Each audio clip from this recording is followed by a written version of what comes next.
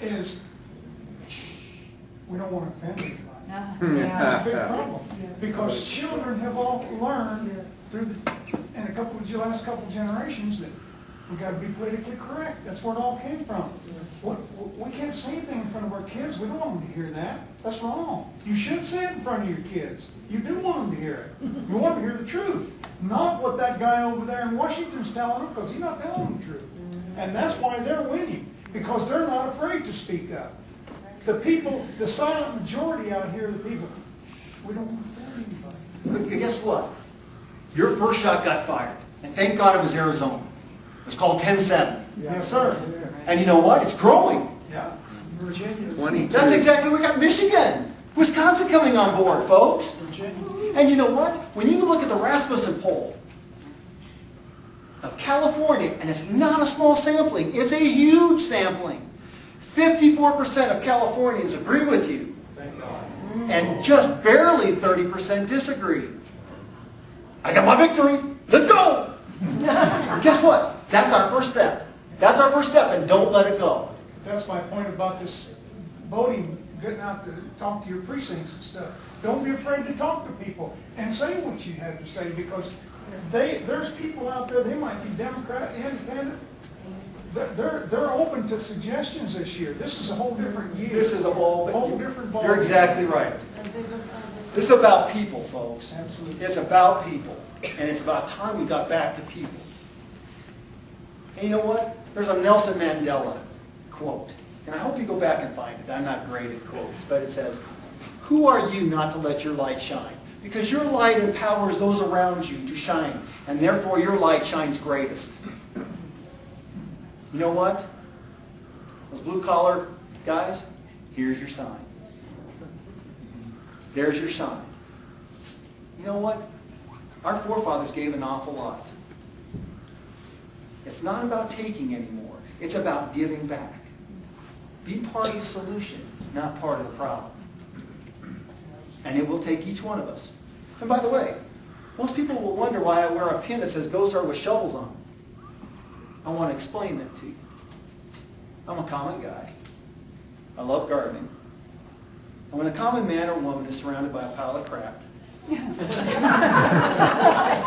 last time I looked, that's what we were in, right? The only way you get out of that pile of crap is by one shovel at a time. And each one of you has to pick up your shovel and dig yourself out. It's about personal accountability and personal responsibility. There's my 2 shovels. I need to see you start digging. Yeah, but you got backwards.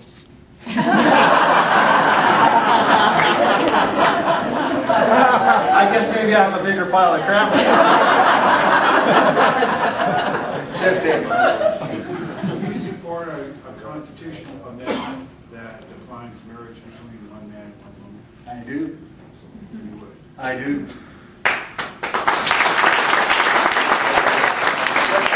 How I stand on the social issues. I'm actually the one, the pro-life, that called out the president, was picked up nationwide, calling out the executive order as a fraud by the president. And I made sure that went out before Bart Stupak signed off, because he already knew. The lawyers that were ahead of the amicus brief and based upon the Hyde Amendment hand-delivered those to the Blue Dog Democrats, saying that this order would be erroneous. They were condoning government-funded abortions. I have that for you if you would ever like to see it. The gentleman who wrote that is eloquent. So I called out the president saying that, you know, that's an erroneous use of executive order. So I'm pro-life all the way through. I will also tell you this: Ann goes to my church. Ann has not talked to Father Pat. She has blown him off several times in addressing this issue. Ann is Emily's List, which is on-demand abortion, government funding, and physicians don't have a say in it.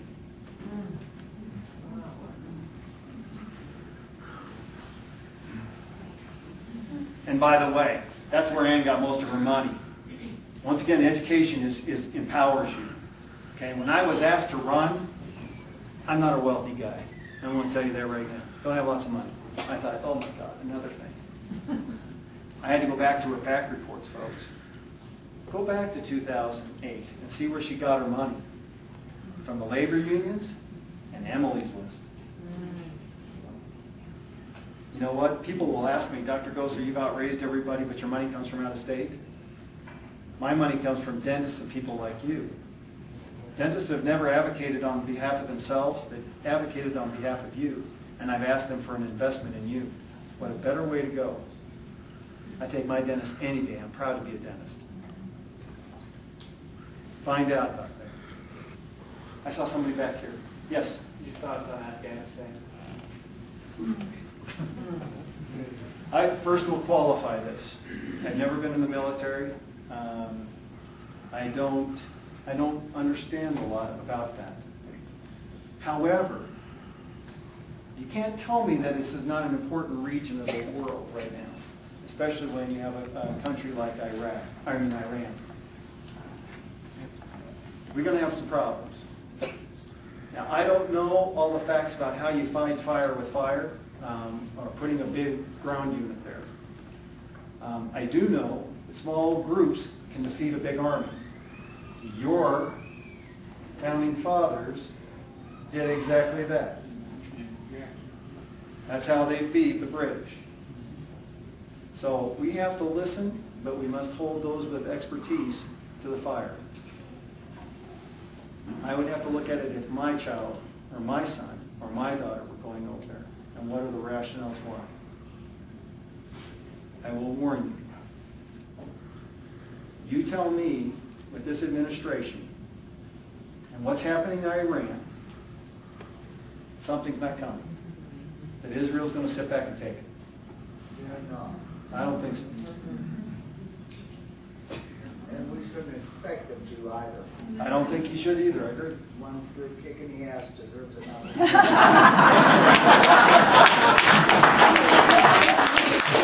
I've got my boots on. And I will tell you a funny story about the boots. Down here at the state legislature, we were pushing a bill, and I had some boots. Actually, I got married in those boots. And I walked down there because they were my only dress boots I had, or shoes I had. And a friend, a legislator, looked at my boots and goes, wow, those are some boots. Because they were backside bow. Okay? Anyway, I said, you know, Senator, there's a misnomer about boots. They got a pointy little toe.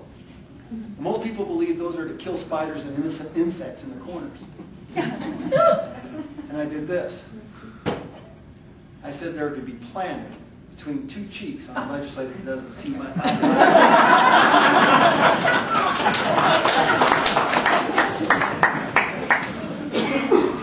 I got his attention. He forever remembers the boots. But I don't have a good answer because I'm not gifted with all the information. But I would expect all the information, and I would be keenly interested in all that information. And I'd like some information. My grandson right now is in the United Arab Emirates. He's in the Air Force. I have one grandson who was being shot in Iraq. I have another one in the Air Force. He was supposed to go to Afghanistan, and they changed his appointment. But it frightens me because of they will not defend our own troops. The way you have to fight a battle is to use more weapons than what they are using against our soldiers. And they're not letting them right now. Well, The rules of combat. you know what? This is a good comment. You know, as an employer, as a small businessman, and as a boss, I've always been taught that you position your employees for success. You give them the tools to make sure that they succeed. And we have to do the same thing with our military. There's no difference. Nothing at all. Get out. Yes, Harry. The General Petraeus just issued a new general order about less than a week ago. So hopefully that situation is going to change. I hope Changing the rules will be kill it. You got an enemy, that's what you got to do. I think there was somebody here first and then you. That's what we're Or, going to do. right there, go ahead. Kids. I put my hand up twice, so I should get to go now. Okay, go ahead. I'd kind of like to go back to your poop and manure statement. J.D. Hayworth and John McCain. Who is in more lockstep with your beliefs? And who do you I know it's